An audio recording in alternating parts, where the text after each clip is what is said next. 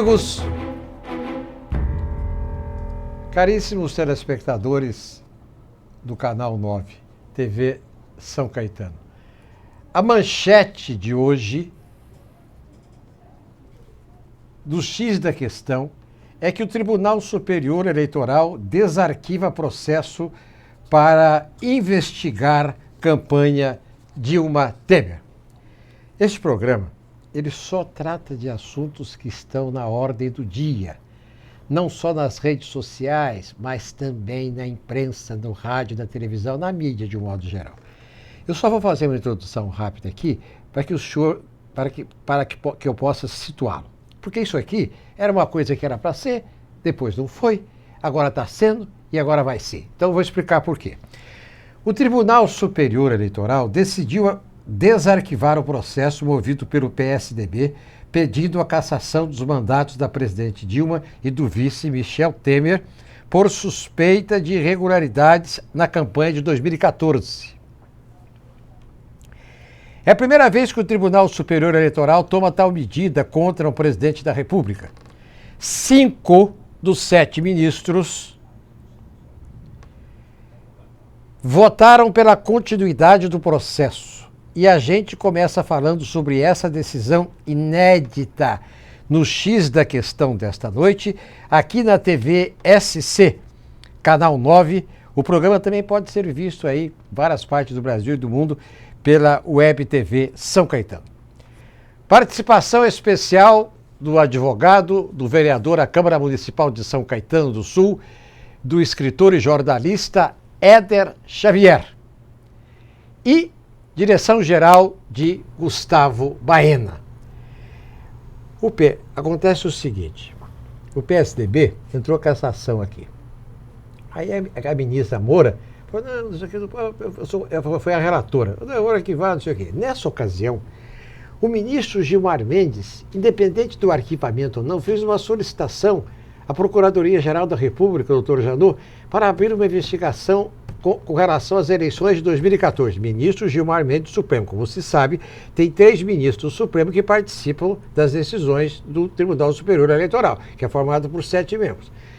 Na época, houve até um certo mal-estar, porque o Janot não quis fazer, ele achou que o Janot estava puxando a sardinha por lado da Dilma. A verdade é o seguinte, você tem todo o direito de perguntar, mas se isso aí já está arquivado, por que vai voltar? Tem mais 3 ações correndo parecidas que vão ser juntadas numa só, para ter um único relator, para ter um único... Mas por quê? Eu vou explicar por quê. A delação premiada. Toda semana o delator vai lá e diz assim, eu dei esse dinheiro para o senhor fulano de tal para a campanha da presidente Dilma. Eu dei esse dinheiro para a campanha do presidente Lula em 2006, porque o roubo começou em 2003. Então, a eleição de 2003, a primeira do Lula, não participa dessa jogada. A coisa começa em 2006. Então, em função disso, as redes sociais comentando, porque a gente já explicou aqui, delação não é prova. Delação não é prova. Delação é indício. Para você entender direitinho, delação é uma fumacinha. Você está num local e tem uma fumacinha. Tem cheiro de queimado. A fumacinha vai crescendo, cheiro de queimado. Você pode sair e deixar pegar fogo em tudo, ou você pode ir lá e tentar apagar o fogo, ou ver qual é a chama que está produzindo aquela nuvenzinha de fumaça, que pode ser até um incêndio criminoso. Pois bem, então esse tipo de delação é que movimentou todo esse negócio aqui. Agora, quem tem experiência política aqui, de todos nós, é o doutor Éder Xavier. Até porque aqui envolve 2 questões que são afetas ao doutor Éder. É uma questão política, né? É uma decisão política, e é uma decisão jurídica, ou seja, tem que haver um ilícito lá para poder justificar. Éder Xavier. Bom, quero novamente consignar, deixar muito claro que é um prazer estar na TV São Caetano, no programa X da Questão, ao lado do competente mesmo Ney Gonçalves Dias. Eu penso, tenho certeza, de que só estas primeiras considerações feitas pelo Ney Gonçalves Dias já explica muito, muito do tema de hoje, que é, do programa X da Questão, que é essa novidade, este fato primevo. Primeira vez que o Tribunal Superior Eleitoral no Brasil desarquiva processo ou processa a investigação de uma presidente eleita pelo povo. Olha, eu quero e vou dizer uma coisa bastante importante. Ney, você aí, telespectador, nós temos ouvido tantas vezes, tantas e tantas vezes, a seguinte situação. A nossa Constituição, Ney, iguala todas as pessoas. Todo cidadão e cidadã são iguais entre si perante a lei. É isso que diz a Constituição. Somos todos iguais. Não tem um que pode mais, outro que pode menos. Não é assim que funciona. Todos são iguais. Quero trazer aqui, aluno, um fato. Eu conheço um mandatário. Ele obteve um mandato em eleições. Depositaram o nome dele na urna, ele foi eleito diplomado.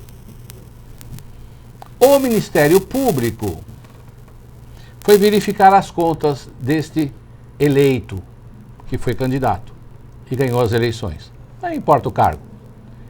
E o TSE foi dar uma olhadinha nas contas. Esse cidadão que eu falo, eleito, por questão de transparência, de honestidade na prestação de contas, ele contou o seguinte: olha, eu comprei um aparelho, um monitor e uma giradeirinha para colocar no meu comitê. Eu comprei antes de abrir a conta de campanha. Mas uns dias antes, 3, 4 dias, eu abri a conta, quero ser transparente. No meu comitê tinha lá um monitor e uma giradeirinha pequena, daquelas bem pequenininha. O Ministério Público pegou isso e reprovou as contas dele. O monitor acho que era uns R$500, giradeirinha mais uns 500, R$1.000, 1.000 e pouco. E o Tribunal de Contas, o Tribunal Superior Eleitoral condenou este eleito pelo povo, vontade popular de eleger, as contas. Essa conta é irregular. É evidente que R$1.000 não teve uma influência do poder econômico, mas reprovou as contas. Então a minha pergunta diante desse quadro hoje é: nada mais, nada menos do que está certo o Tribunal Superior Eleitoral em equilibrar e equiparar todos os cidadãos e cidadãs na mesma igualdade, nas mesmas condições, como diz a Constituição. Ah, eu sou a Dilma presidente. Eu sou o Temer. Você, Temer, e você, Dilma, é igualzinho ao seu José, ao seu João, ao seu Pedro, ao Éder Xavier, o Ney, perante a lei. Então, Ney, eu tenho para mim que está muito certo o TSE em abrir essas contas. Agora, o que eu também gostaria de situar é que não pode só o PSDB. Onde está você, Ministério Público? Ministério Público. Quer dizer, na verdade, nos casos em que há a titularidade da ação penal é do Ministério Público. Então, muitas vezes precisa ser provocado, isto, aquilo. Mas na questão de análise de contas, o Ministério Público tem que se movimentar com muita firmeza. Aí é o caso Janot, Ministério Público Federal. Tem que se movimentar mesmo, independente do seu PSDB. Porque nós sabemos, né, como são as coisas políticas. Olha só, não está havendo você, eleitor, cidadão, você não sente no ar um certo conchavo na história do Petrolão? entre os poderes. De repente a presidenta, ou presidente, Dilma, vai lá para Portugal, não sei onde que ela estava, e se encontra com o presidente do Supremo Tribunal Federal para bater um papo. E de repente, em consequência disso, mais para frente um pouquinho, as ações da Lava Jato são partilhadas ou fatiadas, como queiram. O Ministério Público, o PSDB pode a qualquer momento fazer lá um acordo, tudo pode acontecer no mundo, eu não estou falando que faz ou não faz. Então fique atento, o Ministério Público, e leve isso até o final, porque todos são iguais perante a lei. É isso que nós esperamos do Ministério Público. Eu finalizo essa minha primeira fala dizendo o seguinte, algumas frases que eu peguei aqui no jornal. O PSDB defende que houve abuso de poder econômico durante a campanha de 2014 pela chapa Dilma e Temer. Agora querem investigar até o dinheiro da Petrobras que foi injetado na campanha, querem investigar se foi injetado ou não na campanha vitoriosa da Dilma e do Temer. Ô cidadão, meu amigo, eleitor, brasileiros, brasileiras, nunca na história desse país aconteceu essas coisas, é bom que aconteça, e eu pergunto para você, vocês têm um sentimento que não entrou dinheiro nenhum do Petrolão na campanha do Michel Temer e da dona Dilma? Qual é o teu sentimento? Parabéns, TSE. Doutor Éder, no caso da ação do PSDB, porque nós estamos falando de uma ação do PSDB que foi desarquivada por decisão de 5 ministros do TSE e mais 3 pedidos que foram feitos por advogados, por outras pessoas, também pedindo a cassação do mandato da presidente Dilma. Os advogados do PT, para a gente não dizer que não demos a posição do PT, os advogados do PT falam que estão tentando forçar um terceiro turno. O PT raciocina da seguinte maneira: o ano passado não terminou. Nós não tivemos Natal, nós não tivemos Ano Novo e nós não tivemos 2015. A oposição continua ainda em outubro e novembro de 2014. Quer dizer, a oposição não esqueceu se esqueceu de sair do processo eleitoral. Essa é a posição do PT. Agora aqui tem um problema, doutor Éder. O telespectador pode perguntar assim, mas esse negócio funciona da seguinte maneira. Não, funciona, isso é rápido. Isso aqui é rapidíssimo. Funciona assim. O tribunal indica um relator, tem uma escala lá, vai ser fulano. Não, fulano vai ser o relator. Eu acho até que vai ser o tal de Navarro que entrou agora, novato. Muito bem. Aí o que acontece? Aí eles dão um prazo, parece que de 90 dias, para que a presidente Dilma e o Michel Temer façam a sua defesa. Aí eles fazem a defesa por escrito. A defesa é encaminhada para o tribunal. Os juízes julgam. Os juízes pegam a representação do PSDB, pegam o que falou a presidente Dilma através dos seus advogados, e cada ministro faz o seu voto, escreve lá o seu voto e depois vai lá ler o seu voto. Aí você me pergunta o seguinte, mas isso aí, o que pode acontecer nesse tipo de coisa? Mas aqui só pode acontecer 3 coisas, não passe disso. O Tribunal Superior Eleitoral decide que não houve abuso do poder econômico. Encerrado o processo. Acabou. Não tem mais.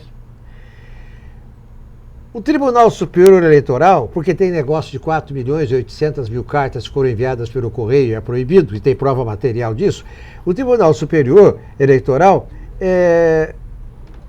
aprova com ressalvas as contas de 2014. Aí a presidente Dilma é obrigada a fazer algumas correções. Os advogados vão lá, pegam a papelada e corrigem aquilo que o ministro falou que está errado. Ou então, fala assim, olha, aceitamos as denúncias dos requerentes e cassamos o mandato da presidente Dilma. Aí então o que acontece? Aí a presidente Dilma, se isso acontecer, ela vai para casa. Né? E o presidente da Câmara, o Cunha, toma posse. Eu não sei se ele vai tomar posse com essas contas todas da Suíça. Mas aí o doutor Éder vai explicar o que acontece com o país se isso acontecer. Porque se isso não acontecer, fica tudo igual como está agora. É verdade. Olha, antes de entrar nesse detalhe específico levantado por você, o que acontece se houver uma decisão de cassação do mandato da senhora Dilma por abuso de poder econômico, porque os casos que tem hoje no tribunal, todos eles estão situados como fundamento do pedido de cassação o abuso do poder econômico. Quer dizer, alguém usou um dinheiro e por causa do capital, que é a tal da plutocracia, é você ganhar poder político, plutocracia, ganhar poder político através do capital, do dinheirinho. Então, antes disso, eu quero dizer o seguinte, o PT vem sustentando que houve a aprovação das contas, realmente houve a aprovação das contas de 2014 pelo próprio TSE. Mas o que nós temos que levar em consideração é que a aprovação das contas, ela não comprova se a campanha foi correta ou não. É simplesmente o seguinte, o tribunal, através dos seus técnicos, evidente não é nem o juiz, são técnicos do Tribunal de Contas, eles fazem o seguinte, tem recibo disso? Tem. Tem recibo daquilo? Tem. Entrou X e saiu o mesmo X. Campanhas são 100 milhões, 200 milhões, campanha presidencial, sei lá quantos milhões. Mas olha, temos aqui as notas fiscais e tudo. Está aprovada a conta. Quer dizer, aquilo que vem, está lá. Agora, de repente, começa a surgir detalhes do tipo, aquele recibo é falso. Essa empresa não existe. Era de fachada. Os banners usados na campanha da senhora Dilma, aliás, tem que na região do ABC aqui, conversa desse tipo. Alguém que fez não sei o que, gráfica, não sei o que lá, etc. E não é bem o que apresentaram nas contas. Então as denúncias, especialmente da Lava Jato, confere credibilidade ao que a professora de Direito Eleitoral da Fundação Getúlio Vargas, no Rio de Janeiro, disse. Ela é especializada nisso aqui, no direito eleitoral. Ela é professora de Direito Eleitoral da Fundação Getúlio Vargas do Rio. E o nome dela é Silvana Battini, doutora Silvana Battini. Ela diz o seguinte, em relação ao que o Tribunal Superior Eleitoral aprovou das contas de 2014. É uma conferência formal, é aquilo que eu falei. Tem a nota aqui, agora não sabe se aquela nota é verdadeira. E não sabe se o produto foi entregue mesmo na campanha. Os banners, o papel. Então, aqui reiniciando a fala da professora de Direito Eleitoral da Fundação Getúlio Vargas do Rio de Janeiro. As contas aprovadas pelo TSE, da dona Dilma e do seu Temer, 2014, é uma conferência formal da contabilidade. A candidata declara a doação da empresa, o TSE confere se tem recibo e aprova. O que a prestação de conta não afere é se aquela doação veio ou não de dinheiro desviado da Petrobras. Os detalhes das informações, das denúncias, é o que leva ao Gilmar Mendes com coragem, determinação e dentro da lei, equalizando, deixando todos serem iguais perante a lei. Não é porque é ministra, ou que é ministro, ou que é vice-presidente, ou que é isto, ou que é presidente. Todos são iguais. Eu já sustentei aqui essa história de alguém que comprou lá um vídeo, comprou uma coisinha, e já a conta dele está desaprovada. Tá, dona Dilma, se ela fez coisa... Então, o que acontece é que esta situação de aprovação pelo Tribunal de Contas não é correta. Não está definitiva. As informações, as denúncias abrem sim a possibilidade de tudo ser revisto. E é bem possível que a dona Dilma seja realmente pelo TSE cassado o mandato dessa senhora. Mas agora dizendo e respondendo efetivamente a tua questão, Ney, a respeito do que acontece com o Brasil. Realmente, se houver a cassação desse mandato pelo TSE nos dois primeiros anos, que é 2014 foi a eleição, 2015 e 2016. Se isso acontecer, novas eleições. Ou seja, o TSE cassar o mandato da Dilma e do Temer neste período, 2015 e 2016, até dia 30 de dezembro de 2016. Se cassar, novas eleições. Se for metade do mandato, que é 4 anos, então a partir de janeiro de 2017, é evidente que aí tem que assumir quem estiver presidindo a Câmara dos Deputados. Aí, no caso, fosse hoje, seria o Cunha, não sabemos se ele vai estar lá com o presidente até essa oportunidade.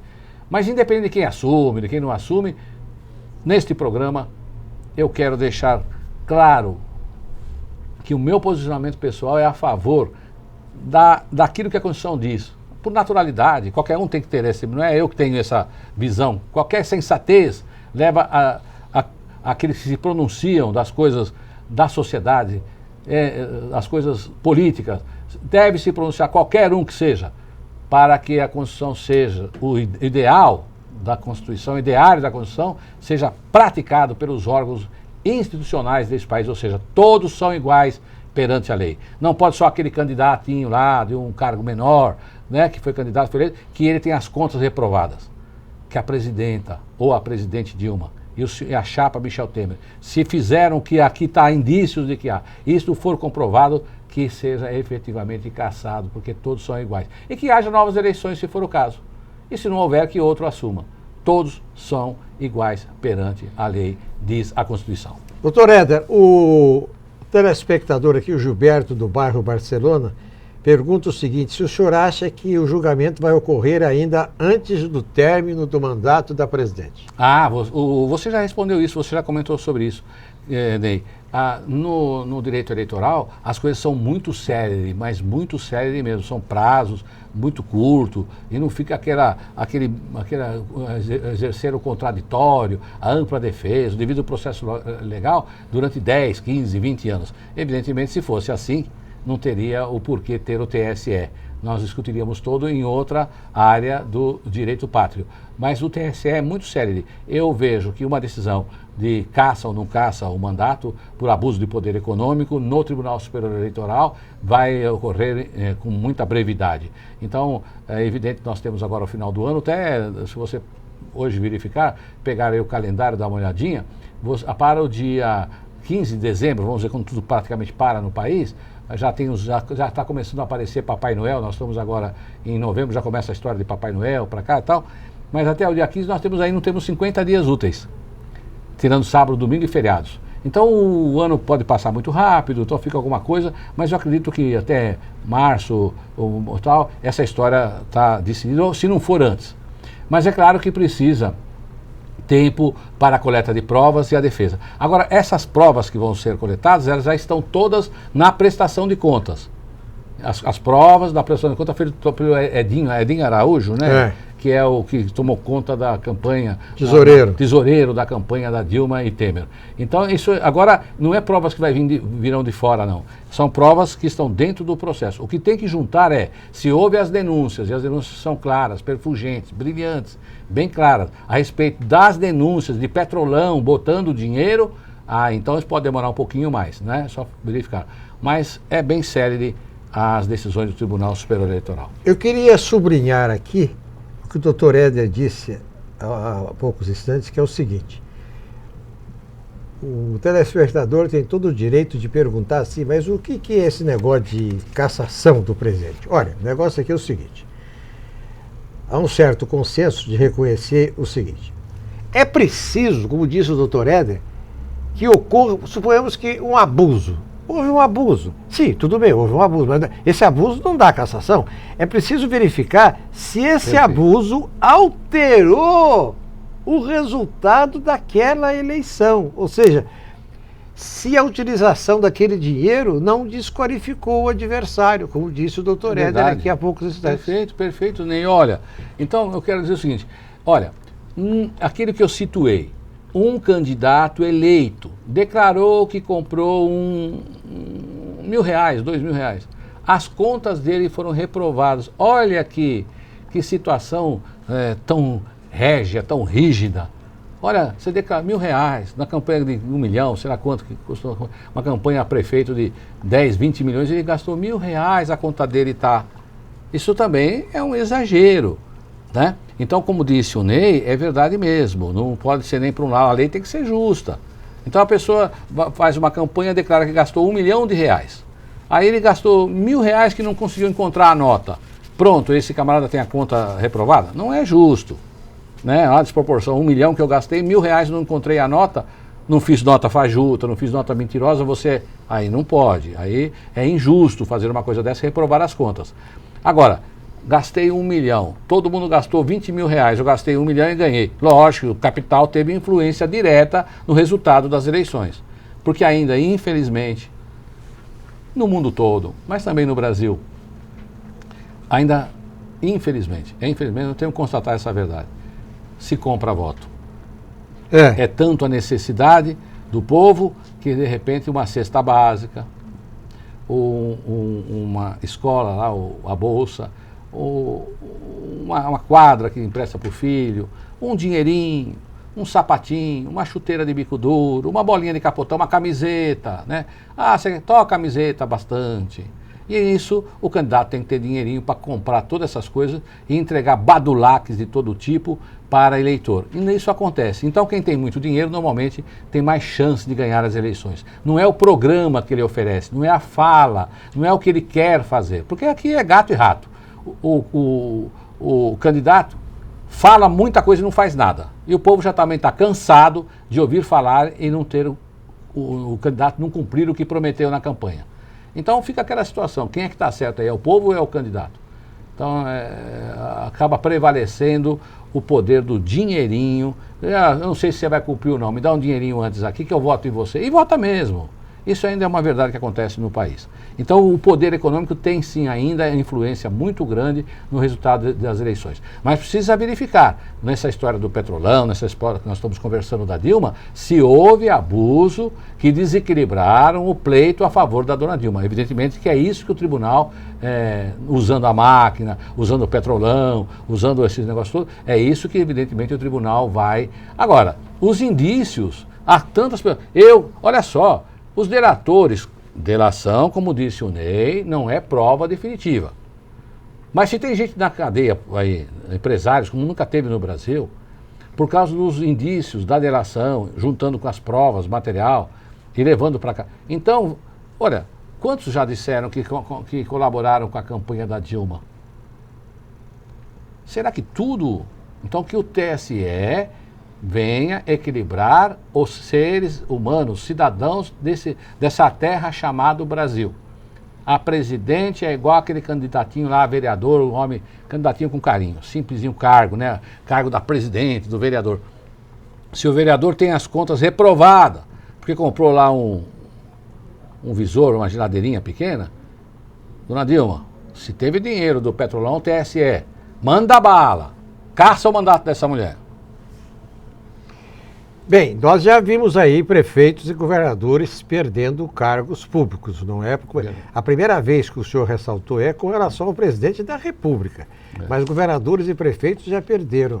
Agora, doutor Éder, deve ter alguma coisa pelo seguinte. Terminada a campanha eleitoral, o PSDB e os partidos aliados apresentaram a contabilidade da eleição da presidente Dilma. Muito bem. O Tribunal Superior Eleitoral fez lá uma verificação, como o senhor disse, superficial, apenas para justificar a posse, e aprovou. Aprovamos, acabou. Aí vem um partido político, e vem mais 3 pessoas e questionam a irregularidade da campanha, abuso de poder econômico. Aí o tribunal vai lá, pega de novo aquele papel que ele já aprovou, aí julga e chega à conclusão seguinte: é melhor arquivar esse processo sobre esse assunto. O ministro Gilmar Mendes, na ocasião, votou favorável à continuação do processo. E foi voto vencido. Aí então foi arquivado o processo. Muito bem. Aí de uma hora para outra, 5 ministros do Tribunal Superior Eleitoral, de um grupo de 7, votam e trazem o negócio de novo para a mesa. Ah, não, vamos julgar de novo esse negócio aqui, porque esse negócio... Eu tenho a impressão que deve ter vazado algum tipo de informação, de prova, que a gente não tem acesso, mas que eles têm, sobre financiamento de campanha. Porque uma coisa que foi há poucos dias arquivado, que agora desarquiva, doutor Éder, com uma maioria extraordinária, 5 votos a 2. Olha, tem uma frase, aí que circulou muito num certo período, você deve lembrar, que você está na política já acompanhando há algum tempo, Ney, do tal do Francelino Pereira, lá de Minas Gerais, era um político de Minas Gerais, e ele usou uma frase que ficou assim circulando durante anos na mídia. Às vezes aparece uma palavra que todo mundo usa, né? Mas ele foi uma frase. E a frase dele é: que país é este? Olha, aprova-se a conta da Dilma e do Temer, do 2014, a contabilidade da campanha. De repente acontecem alguns fatos, como você disse, que nós não sabemos. É o problema da transparência, né? Nós não sabemos. E aí, como você disse, de 7 ministros, 5 dizem: abre de novo para julgar tudo isso. Depois era diplomado e já está exercendo o poder. Será que nós, diante da lei eleitoral, da justiça eleitoral, nós não podemos fazer a mesma pergunta, Ney? Exatamente. Que país é este que permite, que lei é esta? Será que não é ainda a lei eleitoral uma colcha de retalhos? Será que a coisa é mais prática, mais objetiva? Será que não há uma influência política nessas decisões? Política partidária, né? Política nós fazemos sempre. Então, diante dessa situação que você coloca, como é que pode aprovar as contas e de repente abrir as contas tudo de novo? Que insegurança para a economia, que insegurança para o país, para os empregos, para os investimentos no Brasil. E depois vem então essas empresas que verificam a credibilidade do Brasil, né? Essas, como é que chama, Ney? Empresas de risco. De risco, dizendo, e aí vão tirando os créditos do Brasil, tudo, por quê? Porque será que na lei eleitoral é evidente? Então, que país é este que permite o Tribunal Superior Eleitoral aprovar num dia a conta, no outro dia depois já abrir as contas para verificar, causando uma insegurança para todas as instituições, para o país, para todos nós brasileiros, o que faz com que a inflação suba, o dólar suba. Que situação, que país é este?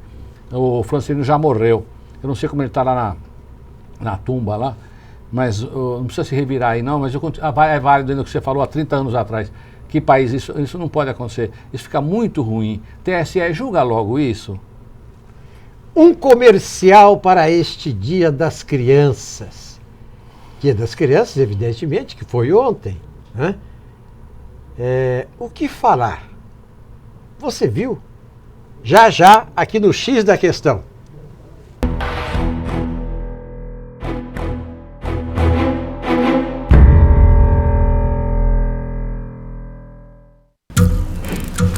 As formas de comunicação mudaram, porém a necessidade das pessoas serem ouvidas continua igual.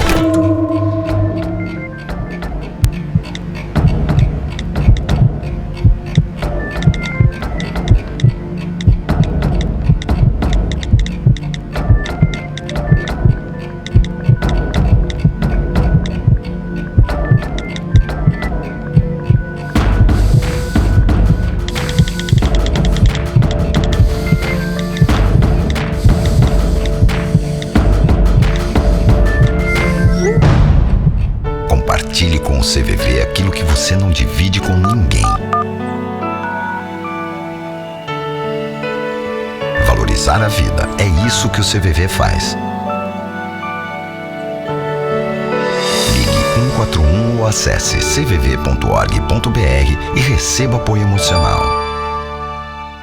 Para um bom cafezinho, tem hora. Para um bom papo, também. Acompanhado do que é destaque na política e na economia, em São Caetano e no ABC. Venha tomar um café com fatos com a gente e com nossos convidados.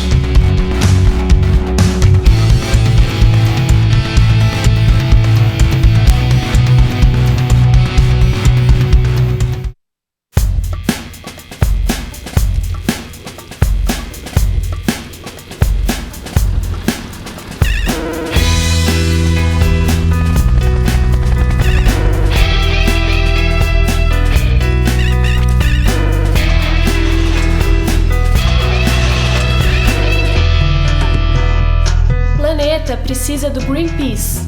O Greenpeace precisa de você. Eu sou o Marcos Savoy, de olho na notícia e sem papas na língua, como sempre, repercutindo as decisões que interferem na vida de quem mora aqui na cidade de São Caetano ou então no ABC. Meu amigo, aqui é jornalismo em defesa do cidadão e principalmente sem rabo preso. Sabe por quê? Porque aqui a bagaça é sem limites.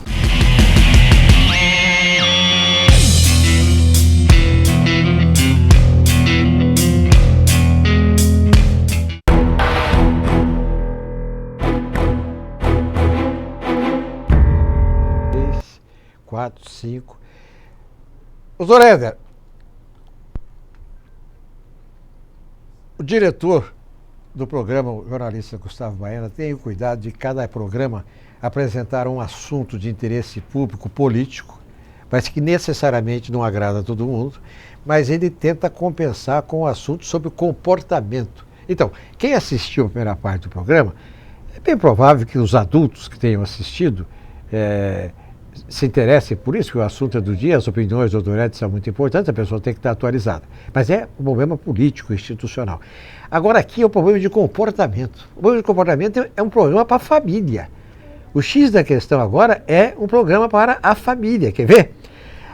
A manchete de hoje diz: campanha de bombom para o Dia das Crianças gera polêmica por causa de beijo. Um vídeo criado para promover uma marca de bombom deu o que falar às vésperas do Dia das Crianças ontem, comemorado há poucas horas. A marca recebeu elogios e protestos de consumidores porque o comercial mostrava reações de surpresa e espanto de 3 crianças ao presenciarem um beijo apaixonado dos pais dentro de casa. Pois é, as pessoas estão implicantes demais. Por que críticas em vez de suspiros? Doutor Éder, esse negócio de politicamente correto, eu tenho a impressão que está havendo um pouco de exagero aí. Eu, quando era criança, quando o senhor chamava um negro de negão, era um elogio. Ô negão, é que o cara era bom de bola, é que o cara era bom cantor. Hoje se chama de negro, tem que ser afrodescendente, quer dizer, o que tem? O problema aqui não é esse, o problema aqui é outro. O país explorou os negros a vida inteira como escravos, né? E nunca devolveu a grana desse pessoal, nunca pagou o prejuízo, mas agora fica, não, porque agora o homossexual agora é hemofóbico, não sei das quantas, porque, mas que é isso? Que bobagem é essa? Em todo caso, agora deixa eu ver aqui, esse bombom aqui é um bombom que eu tenho a impressão que acompanhou a sua vida. Este bombom aqui é um bombom da empresa Lacta. A empresa Lacta foi fundada aqui em São Paulo pelo governador Adhemar de Barros, que foi governador do estado, e ele fundou lá a empresa, e essa empresa lançou 2 produtos que entraram para a história, estão até hoje aí. Um foi o Diamante Negro, em homenagem ao Leônidas da Silva, atacante da seleção brasileira do São Paulo Futebol Clube. E o outro, Sonho de Valsa. Não tem nenhuma padaria ou bar do Brasil que você chegue lá agora e que não tenha naquele quadradinho que o cheito recebe o dinheiro, vende cigarros, né? Tá lá o Sonho de Valsa. Ou na padaria tá lá o Diamante Negro. Então, a empresa Lacta que fez esse negócio, produziu esse filme de agência de publicidade, etc., causou uma reação danada, porque eles disseram, doutor Éder, o seguinte: mas como é que as crianças podem se assustar com o beijo do pai e da mãe se é uma coisa tão natural? Você disse aí que em um certo período chamar alguém de negão era um problema. Vou cantar uma musiquinha aqui hoje. Se o Baena me deixa, o diretor. Cantar uma musiquinha. Nega do cabelo duro, qual é o pente que te penteia? Nega do cabelo duro, qual é o pente que te penteia? Uma música fez sucesso. Você imagina até hoje, você imagina chegar hoje na rua, haverá um afrodescendente de uma mulher e dizer: ô nega do cabelo duro, qual é o pente que te penteia? Vamos preso todo mundo. Cadeia sem fiança. Cadeia sem fiança. A sociedade está, evidentemente, em evolução. Ela vai evoluindo. Agora, precisa ter bom senso. Essa evolução não pode ir contra a natureza. Nós temos que evoluir nós temos. Acho que é o sensato, né? Eu não estou aqui reinventando a roda. Respeitando a natureza das coisas. Vou falar mais uma outra coisa aqui. Eu tenho filho homem. E ele bem pequenininho, assim, a gente tomando banhinho, o pipizinho dele ficava duro.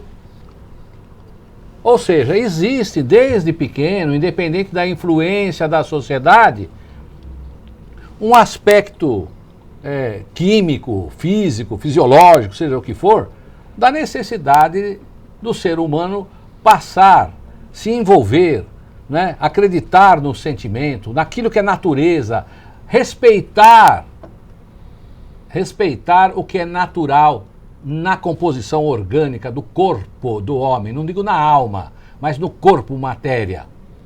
É claro que aqui não falamos de influência nas crianças, mas um beijo, evidentemente, pode eternizar uma situação que pode criar... Então, eu vou trazer à lume aqui um testemunho. Na minha vida profissional, advogado, é evidente que depois de 30 anos você teve aí casamentos que você... divórcios, coisas desse tipo que você acompanhou. Eu me lembrei agora aqui, num caso, Ney, eu atendi um camarada que estava num relacionamento que não era casado, não estava dentro de acordo com as leis, ficou lá 5, 6 anos no relacionamento, teve lá problemas no relacionamento e separou e teve lá os problemas jurídicos de um pensando de um jeito, o outro, a mulher pensando de outro. Passaram 2, 3 anos de eu resolver esse problema e ele me aparece no escritório de novo. Doutor, agora eu casei, eu quero me divorciar. Fez o divórcio, passou por uma luta danada. E aí, passaram-se alguns anos, ele volta, já a 3ª vez no escritório com essa história de separação. Eu não quero dizer que a pessoa pode separar uma vez, 2, 10, não é isso que eu quero dizer. Eu quero dizer o que ele me contou, Ney. Ele teve uma relação com os pais, nunca viu o pai dar um beijo na mãe, e nem a mãe dar um beijo no pai. O pai e a mãe um distante. Então, essa alma ficou marcada por uma situação de distanciamento entre os pais. Portanto, eu vejo com bons olhos que o pai e a mãe possam mostrar o seu carinho, o seu desejo, a sua intenção, a natureza, não é? E, evidentemente, de maneira salutar, não é? Para que o filho possa ver um beijo mais primoroso ou mais picante, dentro de certos limites, evidente, para que aquele menino, aquele filho, aquele ainda menor, aquele possa também saber, o pai possa entender, todos nós entender, que dentro de qualquer ser humano tem a necessidade do carinho, do abraço e do beijo. Se nós formos assim, então abraçou, ou ele abraçou de maneira sensual, meu filho não pode ver. Beijou, abraçou, aí fica difícil. Doutor Ed, aqui tem uma pergunta do Ed da Vila Gert, né? Vila Gert. Da Vila Gert, o Ed pergunta o seguinte, quando um beijo pode influenciar? Quando é que um beijo pode influenciar? Os filhos, evidentemente. E ele pergunta, os filhos não sabem? Os filhos não sabem que os pais se beijam? E o beijo da TV, qual é a influência que tem? O senhor sabe que a resposta é o senhor que dá, mas aqui tem uma coisa que eu gostaria só de acrescentar rapidamente aqui. É o seguinte, a maioria das crianças está acostumada a ver os artistas da Globo se beijarem na televisão. Ou as crianças da novela do SBT. Não estão acostumadas a ver os pais se beijarem. Se for um casal de meia idade, não está beijando toda hora na boca. A criança não vê mesmo. Ela vê mais isso na televisão. E na televisão ela vê, olha lá a criança, olha a expressão de pânico do comercial. Mas aí também tem uma outra questão para o doutor Éder. Eu acho, doutor Éder, que hoje a gente está partindo essa maldita internet. Isto aí é o reinado da irrelevância. Qualquer coisinha, a internet faz um carnaval. Por que ela faz? Porque o analfabeto pode usar a internet, é esse o problema. É verdade. A maioria que não sabe nem ler, nem escrever, entra na internet e dá seu palpite. É verdade, é verdade. E aí vira uma... É verdade. Quer dizer, olha, nós temos que conduzir ou ser conduzido. Se nós formos aqueles que formam opinião como esse programa. Aqui estão as pessoas mais informadas. Se elas vão viver pela mediocridade, é um outro parâmetro que nós não devemos aceitar, né? E é verdade mesmo, você bem disse, o casal de mais idade e tal, não está beijando toda hora lá na boca, e tem um certo conceito, que não é um conceito do que é natural, é um conceito anterior. E aí cria o problema da homofobia, o problema de um homem não pode namorar com o outro, a mulher não pode namorar com o outro, não pode... Quer dizer, aquilo que é da natureza, infelizmente, se a mediocridade for comandar, o medíocre, o pouco informado, aquele que, como esse moço aí que me procurou várias vezes para fazer separação, ele estava marcado não pelo que era natural, a natureza dele, pelo sentimento, pelo amor que está dentro de nós. Ele estava marcado porque nunca viu o pai dar um carinho para a mãe. E hoje, quer saber de uma coisa? As crianças estão muito espertas. E o risco é que vejam coisas que nós interpretamos como coisas ruins que estão na internet. Porque os menininhos hoje, todos meus netinhos lá, 5, 15, 10 anos, eles entram na internet, conhecem mais a internet do que todos os adultos. E aí vão verificar, será que ele vai ser orientado e nós como pai vamos analisar assim, olha o que está na internet, olha o beijo que deu na televisão. Por que não temos que procurar, não nos guiarmos pela mediocridade, mas nos guiarmos por aquilo que é do nosso sentimento? Que bonito, penso eu. Que salutar, que um pai possa mostrar o carinho pela mãe e o filho acompanhar. É evidente dentro dos limites. Se vai acompanhar o pai fazendo sexo com a mãe lá, aí já é uma outra coisa que o menino não está preparado para discernir. Mas um beijo carinhoso, né? E se a criança olhar assim, ai que nojo, papai beijando uma mãe na boca, se a criança fizer isso, explicar para o filho, não é? Conversar com o filho. Olha, quer saber de uma coisa? Eu penso assim, os pais estão muito distantes também, hein? Estão muito distantes dos filhos, não é, Ney? Exatamente. Eu acho que os pais estão muito distantes de conversar certas coisas. Precisa ter uma certa abertura, conversar. Porque também tem uma coisa, Ney, que eu queria que você... O que é os nossos... O que são os nossos filhos? Os nossos filhos são nossos, nós somos dono dos nossos filhos. Foi nós que demos para os nossos filhos a vida? Eu faço sempre uma pergunta aí. Qual é o pai que fabrica espermatozoide ou a mãe que fabrica óvulo? Aquilo está dentro de nós. Eu não escolhi um óvulo, a mulher não escolheu um óvulo, o homem não escolheu um espermatozoide para fazer o tipo do jeito que eu quero meu filho.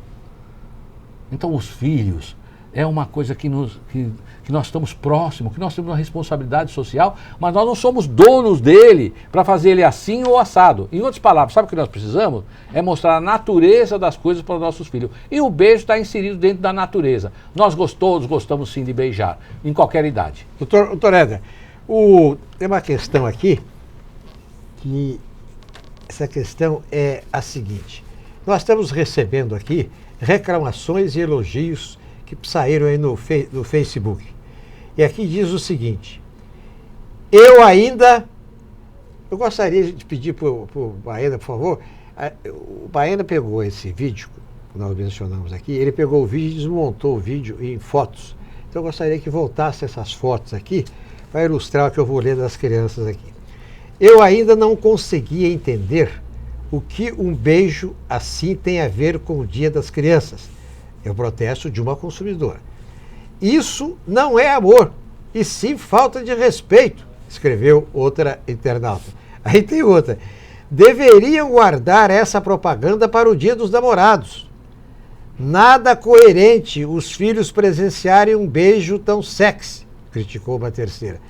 E essa outra aqui, que escreveu aqui para o X da questão, o povo reclama de tudo. Se é beijo gay, reclama. Se é beijo hétero, reclama. Aí, gente chata, escreveu uma defensora da campanha. Veja, nós estamos num programa e num mundo, graças a Deus, democrático. Cada um vai entender a sua maneira, a sua formação, como é a sua estrutura pessoal, vai entender aquele beijo. Um vai entender, como eu entendo, que aquilo que não sair dos limites da boa relação entre duas almas, filhos e pais, aquilo que não sair fora dos limites, que não vai conduzir a criança para a prática disso ou daquilo antes da hora. Então, Isso eu entendo desta maneira. Mas respeito quem entende que aquele beijo está eivado de sexualidade, ou aquilo é uma... Quer dizer, eu entendo que haverá sempre nessas coisas do comportamento, nosso programa está falando sobre comportamento, pessoas que vão entender esta ou aquela foto mais erótica, menos erótica, uma que está desalinhando a personalidade das crianças, e haverá também aquele entendimento, Ney, de que a pessoa, que os pais estão demonstrando carinho entre si, que vai ser mais cedo ou mais tarde uma prática que os nossos filhos vão realizar. Doutora, só quer ter bondade de chamar o VT? Tem um VT que está para entrar aí. Então vamos ver o VT. Que venha logo o VT para a gente dar uma olhadinha aí. Precisamos, importante isso para o programa. What? This is our jealous baby.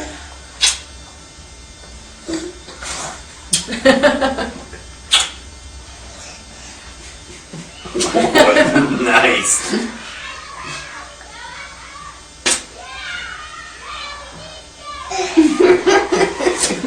This could go all night.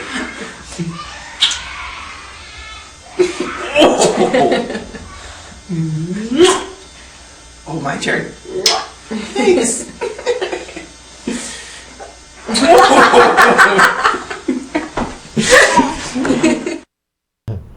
Esse aí. Aí tem duas coisas, né? É muito bonito, tem o problema da imitação, né? A criança que imita o adulto que começa imitando o pai e a mãe. Esse é um. Segundo é a possessividade. Essa aqui é minha mãe, que a criança tem nessa idade, né? Mas tem um outro detalhe também, né? Olha, o que a ciência diz a respeito da troca de salivas? Olha, pensando no beijo. É evidente que os filhos, quando tem lá o beijinho da mãe, lá nos lábios, o que teria isso de tão erótico? Meu Deus, se nós vamos pensar bobagem. A ciência diz que há ali trocas da saliva e a criança fica melhor preparada para os anticorpos. Então, é que eu digo, haverá sempre um olhar porque a questão da questão comportamental, nós estamos tratando um assunto de comportamento de pais, filhos. Por exemplo, eu não tive nunca problema de que ao tomar banho, tivesse a porta aberta e meus filhos me vissem nu. Assim a mãe deles também não teve nenhum problema de ver meus filhos nu. Nós tomamos banho na banheira juntos e tal.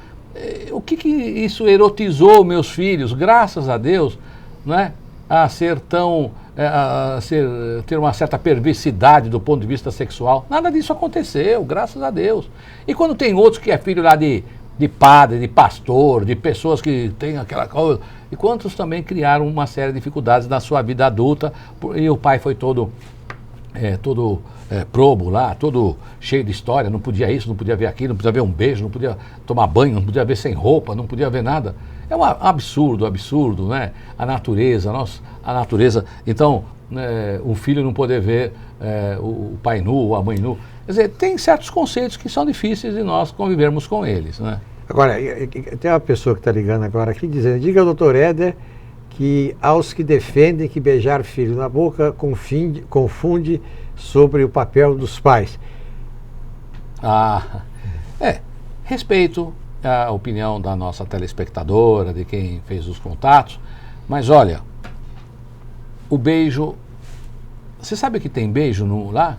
2 líderes, eu não sei qual é o país, mas líderes, 2 homens se encontram, líderes, machões, e um dá um beijinho no outro, acho que é um selinho lá da Hebe Camargo, eles dão um beijo na Rússia. Na Rússia, né? Parece que tem. Então o beijo tem uma questão social, comportamental, o beijo. E tem 2 homens que se amam apaixonadamente, se beijam, 2 mulheres. O que nós vamos fazer para criar uma situação de que se o meu filho me ver beijar, ou se eu beijar meus filhos, eles serão futuros... Quem é que tem essa bola de cristal, hein? Se eu beijar meu filho, ele vai ser um perverso sexual, ele vai ser um gay, ele vai ser... Como é que nós temos esse... Então, o beijo é uma expressão, respeitando todos que tiveram outro entendimento, o beijo é a expressão de carinho, de sentimento. Até porque certas coisas vão depois do beijo, na boca. Salete, essa pergunta foi feita ao senhor, veio lá do bairro Oswaldo Cruz. Foi a Salete que mandou o e-mail aqui para o X da questão. Um abraço, Salete, respeitando a posição da Salete, tudo bem. Enfim, a questão dos exemplos dentro de casa. Vem aquela história de dar um beijinho na boca dos filhos e por aí vai. Cada casal acha que deve criar seus filhos desta ou daquela forma. Isso aqui são alguns comentários que a produção, a direção reuniu aqui na internet. Aqui é esse aqui, mas tem outras questões. Ver os filhos se beijando no comercial ou presenciar os pais nus. Também já tratamos desta questão aqui. E o senhor vê que esse negócio de comportamento mexe com todo mundo, as pessoas realmente... Por quê? Porque é uma coisa que a pessoa entende, porque a pessoa está vivendo aquela realidade, porque a pessoa está vendo na televisão, no jornal, na revista, a cada instante esses assuntos. Até quem vai no culto cristão, evangélico ou católico, também esses assuntos são tratados lá. Você vê uma coisa também, o que vale, né?